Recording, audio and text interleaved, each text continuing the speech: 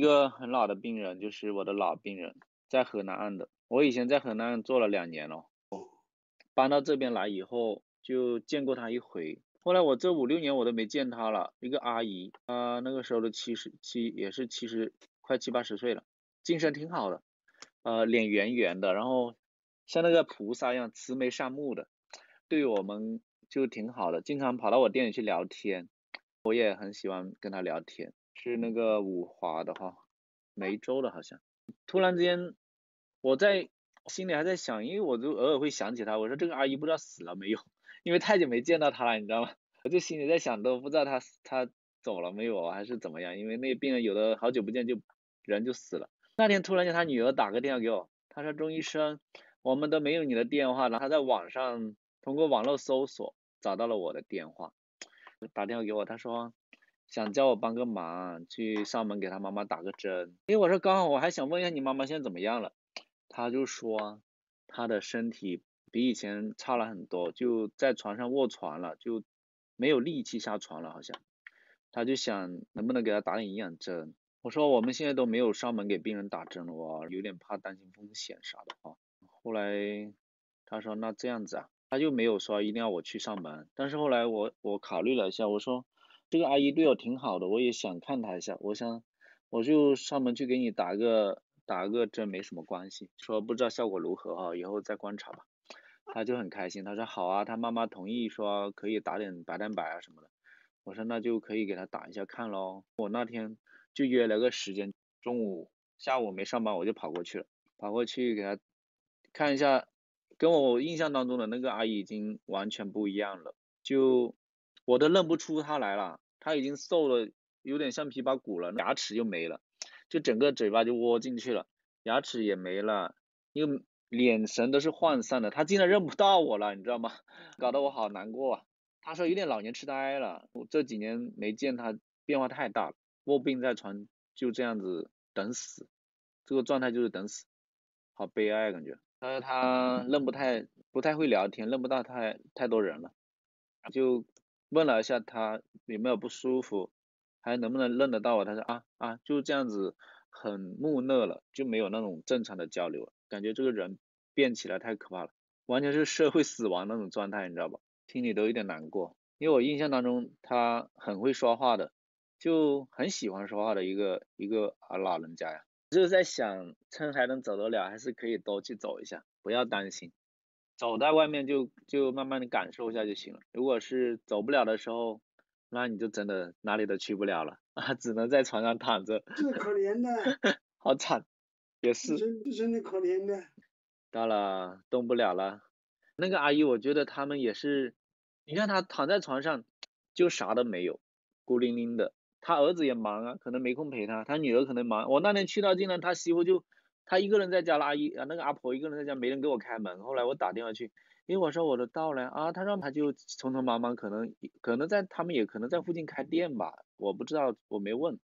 他就匆匆忙忙过来给我开门。开了门我就给他打上针，打上针我说哎呀你们忙就去忙吧。后来我一个人看着他，我打了差不多40分钟半个钟左右打完了，打完了我就走了。我说那我打完我就自己走了，他都没人看着他，他一个人孤零零的在那个床上躺着，叫做墙都快漏风了，哎呀感觉挺凄惨的那种。这叫做病入膏肓。是也是有点，他子女可能也没什么很大能力，就在那里也没有说很好的照顾，所以老人家条件很差，看起来。我没有收他出诊费，我什么都没有收，我就收了他点药费。我都觉得你说，所以我说去日本看了一下他们那个养老啊，挺难的，中国人好像挺难做得起来，太穷了，现在老人家也不舍得花钱，子女也很少说特别有能力的，对不对？他们想要看很好的治疗，做很好的那个护理的很难。干的事多得很，不管是穷啊富，这个小孩他没有那个善心，没有那个孝顺，他也办不到。长命无孝子，麻木了，麻木了。突发生病，感觉伤心，关心照顾好一点。时间长了就是长命无孝子。确定哈，确实哈，对对，也确实是这样的。也知道都有那一天，但是到了自己头上就办不到。还是要做好准备嘛。我觉得人老了，到时候你放点歌听一下呀，听听音乐啊，或者听听书，那些什么还是可以的。他啥都没有，我觉得挺凄惨的，那他就躺在那里啥都他做不了。老年痴呆是奄奄一息呀、是大脑也不管用，没有思维能力，那就救人嘛，就是还真惨。希望没有办法，人生就这么回事。有的时候想想又悲哀，反正就人生哎，苦短嘛。我们要想开一点，嗯想开一点怎么呢？毛爷爷那样伟大，他走的时候连亲人都没有人在他身边。我们党组织也有问题，是吧？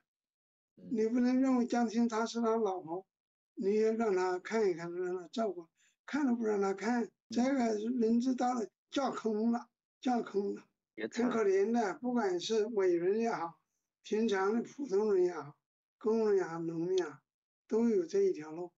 这条路没有好的物质条件，没有好的良心孝顺，很难办到。你叫敬老院照顾，敬老院也没那么孝顺，他只收钱，收钱他只管护理。另外的是感情，那哪有培养感情的经费？是不是啊？那好多姊妹多，也不见得那照顾那么好；姊妹不多，还是义不容辞，非要照顾不可。可能还尽尽孝。姊妹多了，你听我，我听你，都这个社会都是为了生计拼命的去搞钱，少了一天他是少了几百块钱，他是很伤心的，很可惜。请人他也请不起，这个结果是吧？嗯，很现实啊。我在中医院里，我看了一个抗美援朝的，那时候是开车子送炮弹到朝鲜，那个老头儿80多，以后得了老年痴呆，平常身体很好，突然突发疾病以后，他的智力不清了，就糊涂了，嗯猛喊猛叫，两个儿子一个女儿，女儿年纪大一点，他退休，他是在那照顾，联系药啊，联系医生啊，检查呀、什么的。他两个儿子在那儿看一下，吩咐一下，跟他姐姐吩咐一下，就走了，一个晚上都没皮了。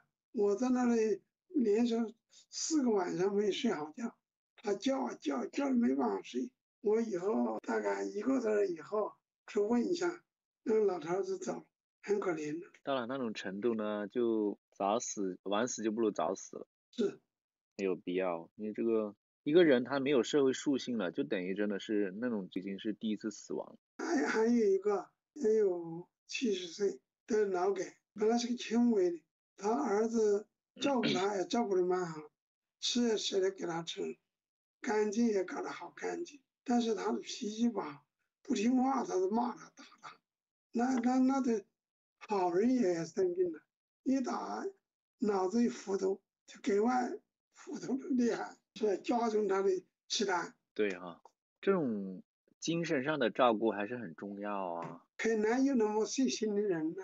细心是要有遗传基因的。如果他父亲对他父母很好，从小对子女管教的比较严，越受苦，可能这个人呢良心还好一点。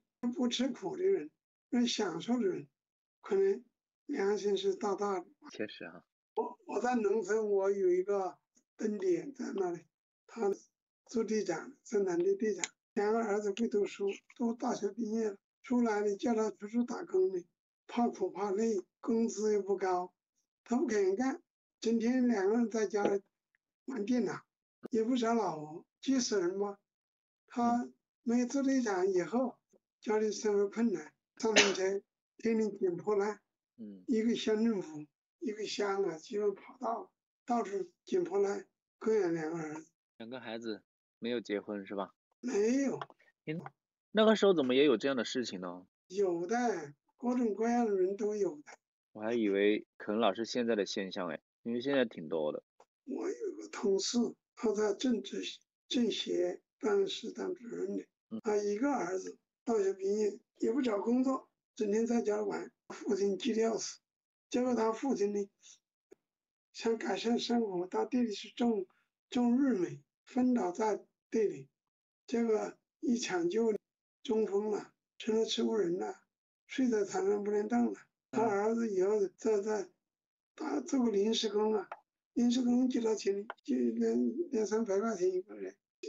媳妇也做临时工，两个都是临时工。这样的家庭你说怎么过？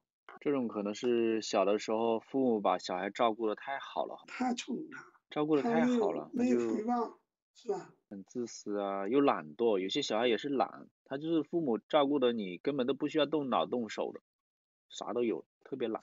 所以小孩还是生出来还是要吃苦，吃苦就会懂事一些。现在大家都懂啊，可是有的时候也确实没那么多苦给他们吃了，也很惨。这个社会是，特别城市里面真的是条件太好了，过去是富养女，穷养穷儿是吧？养男，你觉得这个怎么样？道理怎么样？也不见得是完全对。